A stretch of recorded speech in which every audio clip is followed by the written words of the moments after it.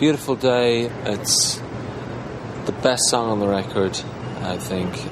It's like rock and roll, it's a band in full flight, but it's also, I think, very innovative and sounds like nothing we've ever done before, yet it's us doing what we do. It's the tension between various different conflicting things, which always, I think, creates a great sound. It's probably the most immediate song. It started out as just an idea I had for a kind of gospel direction for something, and Bono kicked it in a very different direction.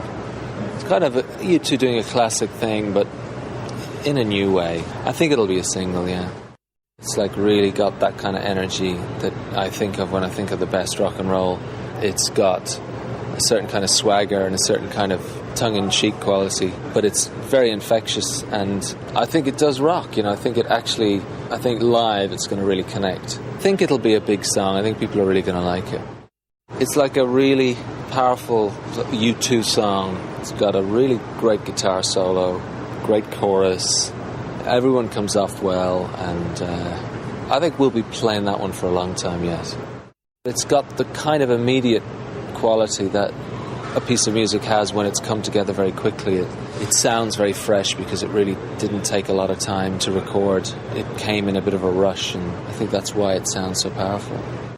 It was performed after a very heavy night out on the town, so you can actually hear in his voice the rasp of a late night with much revelry and high spirits. I think it's quite an interesting marriage of something quite traditional and something quite new. Wild Honey is the tune that came probably the easiest. Sounds like it came easily, and maybe for that reason at first we didn't really take it very seriously, because it's kind of quite easygoing, laid back, breezy tune, but everyone that heard it thought it was just the best thing, and so we kind of had to take it seriously after a while. But when you come up with a tune as good as that, you just have to roll over, put up your hands, say guilty. We did it, and it does sound great, so we put it on the record. Peace on Earth is a real showstopper. I think it's a really incredible song. It's the sort of song which you have to have a little sit down after you've heard it. It's so powerful. I think one of Bono's most gut-wrenching lyrics for years. It's so powerful. There was no question about it whether it was going to go on the record.